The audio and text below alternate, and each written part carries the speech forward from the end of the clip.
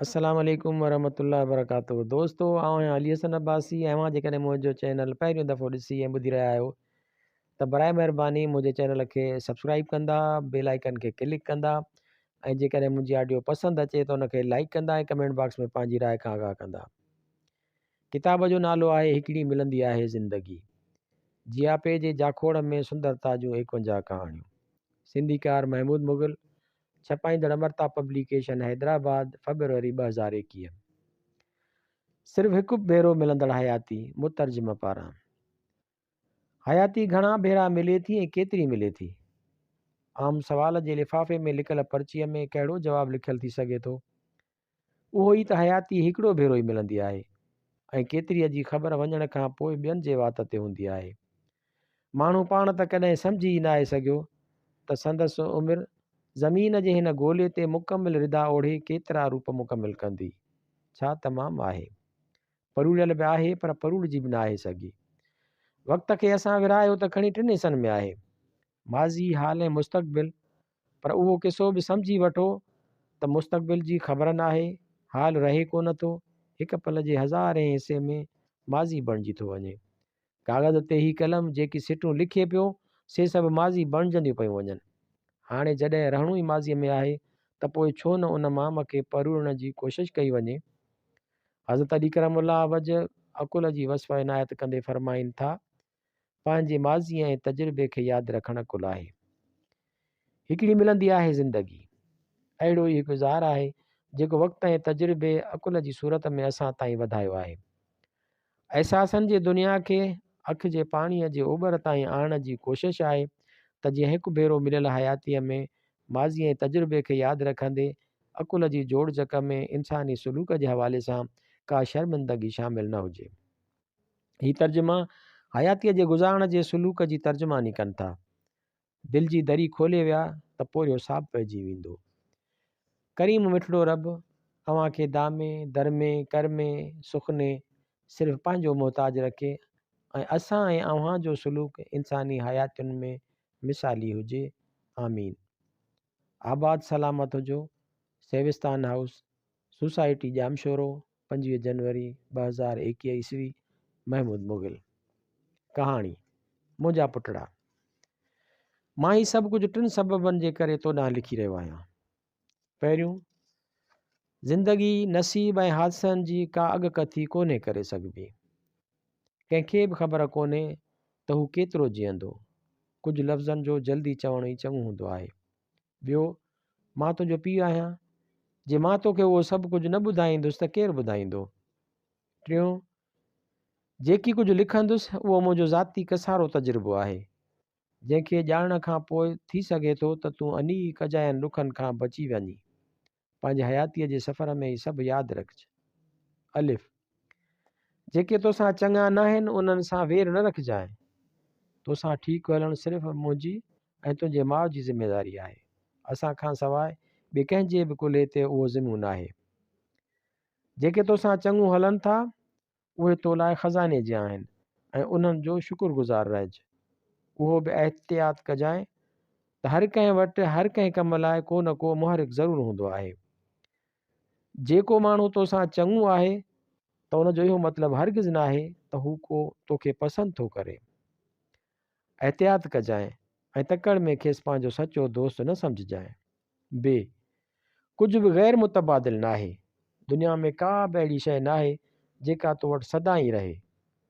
तो जे हिकु भेरो उहा सोच सांढे वरिती त पोइ तोखे उन महिल हयाती गुज़ारणु सवली थी पवंदी जॾहिं तुंहिंजे चौधारी मौजूदु माण्हुनि खे तुंहिंजी ज़रूरत न पवंदी, या वरी तूं उनखे विञाए वेहीं जंहिंसां तूं शदीद मोहबत करीं थो। ते, ज़िंदगी मुख़्तसिर आहे। अॼु ऐं सुभाणे कंदे कंदे जे तूं वक़्तु विञाईंदे त हिकु न हिकु ॾींहुं तोखे मालूम थींदो त ज़िंदगी तोखे छॾे रही आहे। जेतिरो जल्दी तूं पंहिंजे हयातीअ जो ख़ज़ानो संभालींदे ओतिरो जल्द ई तूं उनजो मज़ो माणणु शुरू कंदे। से, मोहबत हिकु आर्ज़ी अहसासु आहे जेका वक़्त ऐं मूड सां झीणी थींदी वेंदी आहे। जे तोसां बज़ाहिर प्यारु करण वारो तोखे छॾे वञे त सब्र कजि। वक़्तु पाण ई तुंहिंजे दर्द जो दरमान कंदो। मोहबत जे हुस्नाकी ऐं मेठाज खे घणो इज़ाफ़ी न बणाइजि ऐं नई मुहबत में नाकामीअ जे ॾुख खे मथे ते चाढ़िजि। जीम, केतिरनि कामयाब माण्हुनि खे बहितरीनु तालीम नसीब न थी सघी आहे, जंहिंजो मतिलबु इहो न आहे त बिना महिनत वारी तालीम हासिलु करण जे तूं बि कामयाबु थी वेंदे। जेतिरी बि ॼाण तूं हासिलु कंदे उहा तुंहिंजे हयातीअ जो हथियार हूंदी। माण्हू कख खां लख ताईं पहुचे थो, पर शुरूआत त कख खां ई थिए थी न। हे, मां नथो चाहियां त जॾहिं मां कुराड़ो थियां त तूं मुंहिंजी माली मदद करीं। न ई मां तुंहिंजी माली मदद सॼी उमिरि करे सघां थो। जॾहिं तूं जवान थी वेंदे त तुंहिंजी मदद वारी मुंहिंजी ज़िमेवारी पूरी थी वेंदी। तंहिंखां पोइ तूं उहो फ़ैसिलो कंदे त तूं अवामी सवारीअ में सफ़र थो करीं या पंहिंजी लेमोज़िन में। खे, पंहिंजे लफ़्ज़नि जी हुरमत रखजांइ, पर ॿियनि मां उन जी उमेद न रखजांइ। तूं माण्हुनि सां चङो थी सघीं थो, पर माण्हुनि मां पाण लाइ चङाईअ जी उमेद न रखजांइ। जे तोखे उहो सम्झ में न आयो त आख़िर तोखे कंडा कढणा पवंदा। दाल, मूं अलाए केतिरियूं लाटरियूं अलाए केतिरा साल भरियूं, पर मुंहिंजो को हिकिड़ो इनाम बि न निकितो। उन ई जो मतिलबु उहो थो निकिरे त जे तव्हां अमीर थियणु घुरो था त तव्हांखे ज़बरदस्त महिनत करणी पवंदी। मुफ़्त जी मानी किथे बि नथी मिले। ज़ाल, मूंखे ख़बर न आहे त मूं वटि तोसां गुज़ारण लाइ केतिरो वक़्तु आहे, पर परवाह न आहे। अॼु त इन ई वक़्त जो घर जी क़दुरु करियूं। असांखे ख़बर न आहे त असीं ईंदड़ हयातीअ में अलाए कॾहिं वरी मिलूं। कहाणी, हाणी त वञी बादशाह बचे थो। नौजवान बादशाह जी पहिरीं तस्वीर मुंहिंजे ज़हन में 1946 ईस्वीअ जी अचे थी, जॾहिं मां सिर्फ़ु 8 सालनि जी ॼमारत जी हुअसि।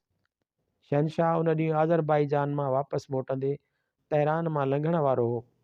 माण्हू घिटियुनि में संदसि आदुरभाउ लाइ बीठल हुआ। सॼो शहर निकिरी आयो हो। खेसि ॾिसंदे ई हिननि ख़ुशीअ विचां नारा पिया हयां ऐं ताड़ियूं पिए वॼायूं। मुंहिंजे घर जे घिटीअ जे कुंड ते हिकु गैराज हुई, जंहिंजी छत ते माण्हुनि जी बेपनाह पीउ हुई। मां बि सभिनी ॿारनि सां पंहिंजे घर जी बालकनीअ में बीठल हुअसि ऐं पंहिंजे बादशाह जे दीदार ते ताड़ियूं वॼाए रही हुअसि। कहिड़ी ख़बर हुअमि त 13 सालनि खां पोइ मां उन जी ज़ाल बणिजंदसि। फ्रांस जे स्कूल में आर्किटेक्चर जी तालीम हासिलु कंदे कुझु छोकिरा मुंहिंजा वाक़िफ़ बणिया, कुझु त पुरकशिश बि हुआ। मूंखे लॻंदो हो त खेनि मुंहिंजी उन ॻाल्हि ते को बि एतबार कोन्हे त मुंहिंजो को बि बॉयफ्रेंड न आहे। संदन सवालनि खां बचण लाइ मूं उहो मशहूरु करे छॾियो हो त मुंहिंजो हिकिड़ो बॉयफ्रेंड आहे, जेको साइंटे यूनिवर्सिटीअ में आहे। साइंटे यूनिवर्सिटीअ वारनि खे वरी उहो ॿुधाईंदी हुअसि त उहो स्कूल में आहे। जे उहे अञा बि न मञींदा हुआ त मां तहरान मां को बॉयफ्रेंड ॿुधाए छॾींदी हुअसि। हिननि संदसि नालो महमूद रखी छॾियो। हिकु ॾींहुं मुंहिंजी डेस्क ते हिकु वॾियुनि मुछुनि वारे पटकेदार हमराह जी तस्वीर ठाहे केरु हेठां लिखी वियो, फरा जो मंगेंदो महमूद। 1958 ईस्वीअ जी बहार में असांखे ख़बर पई त बादशाह राणी सुरैया खां अलॻि थी रहियो आहे। उन शाम जो मूं पंहिंजी ज़ाती डायरीअ में लिखियो, शाह ऐं राणी तलाक पिया वठनि, केॾी न ॾुख जी ॻाल्हि आहे। कुझु महीननि खां पोइ प्रेस ॿुधायो त शाह खे हर क़ीमत ते तख़्त जो वारिस घुरिजे थो ऐं हू शादीअ लाइ छोकिरी ॻोल्हे रहियो आहे। तूं छो नथी शाह सां शादी करीं? एॾी हसीन त आहीं। इहो मुंहिंजे क्लासुनि जो पसंदीदा लतीफ़ो हो। सभु खिलंदा हुआ। मूं बि चई छॾियो, तव्हां छो नथा खेसि ख़त लिखो ऐं ॿुधायो त हुन लाइ हिकु बेइंतिहा ख़ूबसूरत छोकिरी हिते मौजूदु आहे ऐं हिननि जी वरंदी हूंदी हुई। उहो ॿुधाए, जे तूं राणी थी वञी त पहिरियों कमु कहिड़ो कंदीअ? मां सभ खां पहिरीं अव्हां सभिनी खे पंहिंजो मुल्क घुमण जी दावत ॾींदसि। सरमोने नाले हिकु अफ़गानी छोकिरी मुंहिंजी दोस्त हुई। संदसि रड़ पई पवंदी हुई, शाह खे तोसां शादी करणु घुरिजे, तूं ज़बरदस्त आहीं। हिकु दफ़े स्पेन में मोकलूं गुज़ारींदे मरमोने मूंखे हिकु पोस्ट कार्ड ॾिनो, जेको मूं संभाले रखियो आहे। उन पोस्ट कार्ड में हिन आम छोकिरियुनि वांगुरु लिखियो हो, फरा दीबा इज़ इक्वल्ड फरा पहलवी। उहा पहिरीं छोकिरी हुई जंहिं मुंहिंजो नालो बादशाही ख़ानदान सां ॻंढियो हो। 14 अक्टूबर 1959 ईस्वीअ ते मुंहिंजी 21 सालगिरह हुई, छा मूंखे रिश्ते लाइ हा कराई हुई ऐं उहो राज़ मूंखां रखियो न पिए थियो। आख़िरकार मूं पंहिंजे सभ खां वेझी साहेड़ीअ एलीअ खे फ़ोन कयो। सिधो घर अचु, मूंखे तोखे ख़बर ॿुधाइणी आहे। छा? हाणे ई ॿुधाए। मां तोखे फ़ोन ते नथी ॿुधाए सघां। टैक्सी कर ऐं हिते हली अचु, जल्दी जल्दी। फरा चरी थी पई आहीं छा? ॿुधाए त सही ॻाल्हि छा आहे? हिकु ज़बरदस्त ख़बर आहे। तुंहिंजी शादी पई थिए छा? हाओ, ज़बरदस्त। कंहिंसां? छा मां हुनखे सुञाणां थी? मूंखे हुनजो नालो ॿुधाए। नथी ॿुधाए सघां। तूं ईंदीअ त तोखे ख़बर पवंदी। अॻु में ई तो 5 मिंट विञाया आहिनि। मूंखां इंतज़ारु न थींदो। हुन मुंहिंजे सौटनि मासातनि जा नाला ॻणाइणु शुरू कया। रेज़ा। मां शर्त सां चवां थी त उहो रेज़ा आहे। दिमाग़ु ख़राबु अथई छा?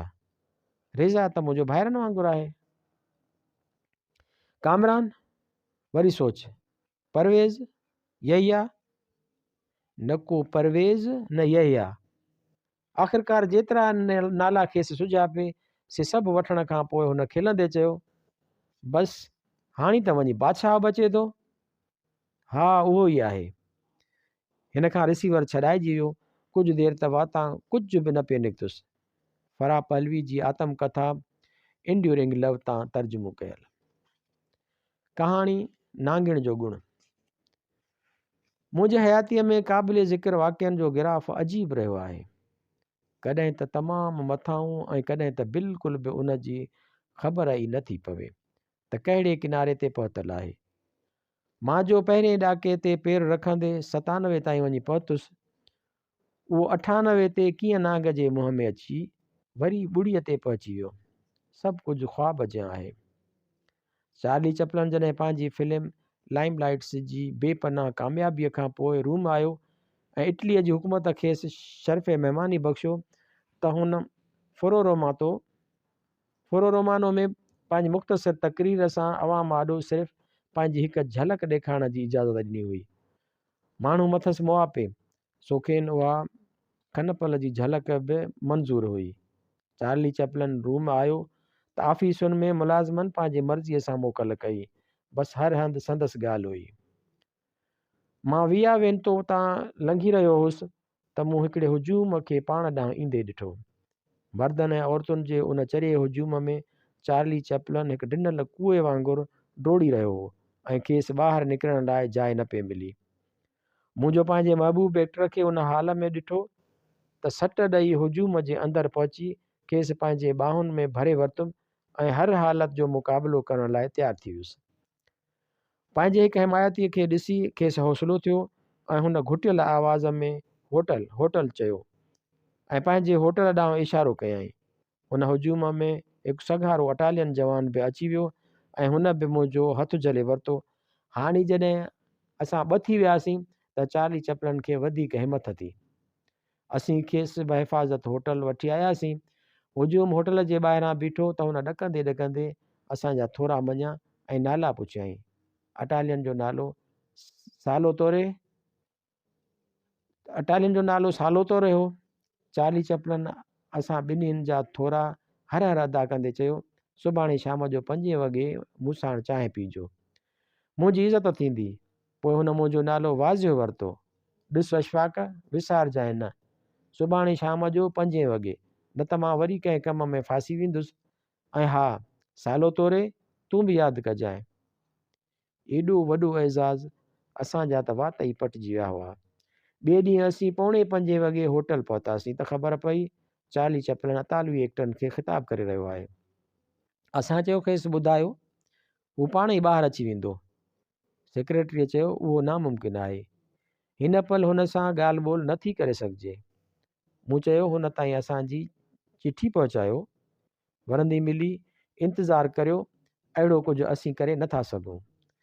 ख़िताब खां पोइ मानी थी राति जा 10:15 थी विया।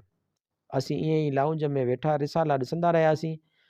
आख़िर 10:15 वॻे सेक्रेटरी साहब खे अर्ज़ु कयोसीं त चार्ली चपलन खे सिर्फ़ु एतिरो ॿुधायो त अशफ़ाक़ ऐं सालो तोरे इंतज़ारु पिया कनि, छा हुकुम आहे। सेक्रेटरीअ खे असां ते क़यास अची वियो अंदरि वियो। 5 मिंटनि खां पोइ मोटियो ऐं मुरकंदे चयाईं, मुबारक हुजेव, तव्हांजो पैगाम ॾिनुमि। मोसियो चपलनि चवे थो त मां त उन्हनि ॿिन्ही नालनि वारनि हमराहनि मां कंहिंखे बि नथो सुञाणा। लैंचोती चीनी आर्ट ऐं अदब जो स्कॉलर हो, मुंहिंजो दोस्त हो ऐं फ्रांस वञी रहियो हो। मूंखे बि गॾु खयाईं। उते कंहिं फ्रांसीसी अदीब सां खेसि मिलणो हो। हिकु होटल वियासीं। हल, सार्थ सां मुलाक़ात जो टाइम आहे। हिकु अधु खुलियल दर वारे कमरे ते ठक ठक कयाईं। अंदरां आवाज़ आयो, आंतरे आंतरे। अंदरि घिड़ियासीं त दरिया पासे खुलंदड़ दरी वेझो मेज़ रखियो। हिकु माण्हू खुलियल गिरेबान ऐं कुंजियल ॿाहुनि वारी कमीज़ पहिरियों कुझु लिखी रहियो हो। असांखे ॾिसी उथी बीठो। मुंहिंजे दोस्त मुंहिंजो तारीफ़ करायो। मुंहिंजो प्यारो दोस्त अशफाक अहमद पाकिस्तान मां आयो आहे ऐं मुख़्तसिर कहाणियूं लिखंदो आहे। हिकु मजमूओ छपियो अथसि ऐं ॿियो तयारु आहे। हुन शख़्स ॾाढी गरम जोशीअ सां हथु मिलायो। आन शांति आन शांति। मुंहुं बिल्कुलु थधो होसि ऐं अखियूं टेॾियूं। ॾाढो बोर माण्हू हो। हुननि ॿिन्ही पाण में फ्रेंच पे ॻाल्हाई ऐं मूंखे उबासियूं पिए आयूं। हुन हमरा इख़लाक़नि मूंखां पुछियो, तव्हांजा किरदार अख़्तियारी ज़िंदगी गुज़ारींदा आहिनि या अज़तरारी? हाणे असांजी गुफ़्तगू शुरू थी वई, पर मुख़्तसिर। वरी लंचोती साणसि ॻाल्हाईंदो रहियो। अधु कलाक खां पोइ निकितासीं। उन टेॾे सां मूं हथु मिलायो ऐं ॿाहिरि निकिरी आयासीं। ट्यूब ॾांहुं वेंदे मूं पंहिंजे दोस्त ते छो अछंडिया। होटल मैनेजर सां एॾो वक़्तु बर्बादु कयई। हिन चयो, ख़ुदा जे वास्ते, हू मैनेजर न आहे, फ्रांस जो वॾो अदीब आहे। हूंदो, मूं चयो। ज़हीन लॻो पिए, पर एतिरो वक़्तु विञाइण जी कहिड़ी ज़रूरत हुई। चयाईं, ख़ुदा जो ख़ौफ़ कर, हुनजी हिकु हिकु घड़ी क़ीमती हूंदी आहे। हू फुल टाइम राइटर आहे ऐं हिन होटल जे मालिक खेसि उहो कमिरो मुस्तक़िल ॾिनो आहे, छाकाणि त उन में होटल जी इज़त आहे। हू रुॻो फ्रांस जो न, सॼी दुनिया जो वॾे में वॾो लेखक आहे। मूं चयो, मूं त कॾहिं हुन जो नालो नाहे ॿुधो। चयाईं, जे तो सार्थ जो नालो नाहे ॿुधो त तूं जाहिल आहीं, चरियो आहीं, बेकार आहीं। मूंखे बि चिड़ अची वई। सार्थ केरु? सार्थ मतिलबु सार्थ। हिन महिल रूए ज़मीन ते ॿियो को सार्थ कोन्हे को। उहो त सार्थर आहे, मुंहिंजो महबूब लेखक सार्थर, यान पाल सार्थर। मूं चयो। हुन चिड़ विचां चयो, तो जहिड़ा अणपढ़ियल सार्थर चवंदा आहिनि। हू सार्थ आहे, सार्थ। मूं जॾहिं ॿुधो त मां अहिड़े अज़ीम माण्हूअ सां मिली आयो आहियां त मूं खेसि मिनथूं शुरू कयूं त हिकिड़ो भेरो वरी वठी हल ऐं सार्थर सां मुलाक़ात जो शरफ़ ॾे। हिकु पोड़ी माईअ वांगुरु चेल्ह ते हथ रखंदे हुन चयो, तुंहिंजो दिमाग़ु ख़राबु आहे? तोखे सार्थ छा थो लॻे? दुनिया जे हिन अज़ीम फ़लसफ़ीअ सां मिलणु को सवलो आहे छा? हुन सां केरु थो रोज़ रोज़ मिली सघे? तुंहिंजे मथे में मग़ज़ु ॻरी वियो आहे अशफ़ाक़। अशफ़ाक़ अहमद साहिब जी बाबा साहिबा तां तर्जुमो कयल।